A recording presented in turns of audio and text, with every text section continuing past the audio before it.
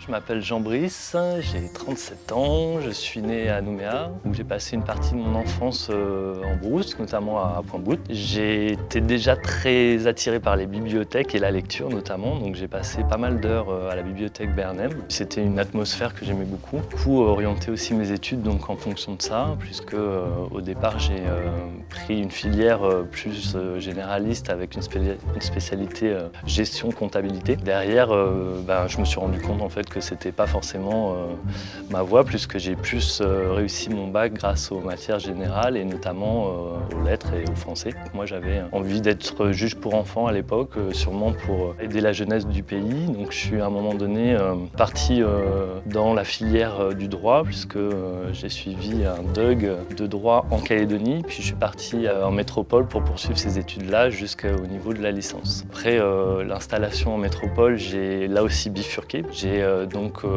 mis en sommeil mes études pendant une année où j'ai décidé de travailler. J'ai fait plusieurs activités d'intérimaire.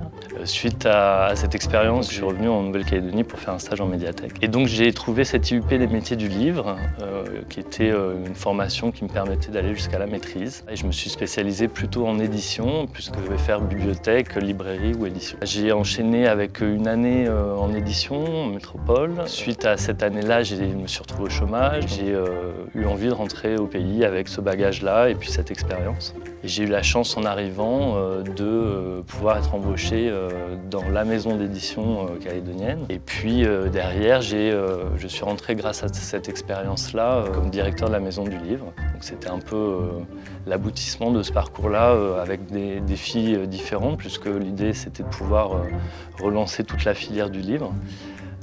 Voilà, la structure de la maison du livre est dans une maison patrimoniale qui est la maison Célière. Donc on avait la chance aussi d'avoir un écrin patrimonial pour développer notre activité. Et puis on a tout à mettre en place au départ de cette structure en 2010. Donc c'était assez motivant aussi de pouvoir apporter vraiment sa pierre à l'édifice.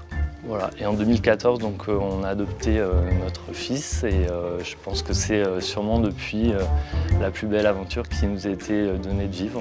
Donc le conseil que je pourrais donner, c'est une idée un peu générale qui est de faisons ce pourquoi nous sommes les meilleurs, c'est ma réussite.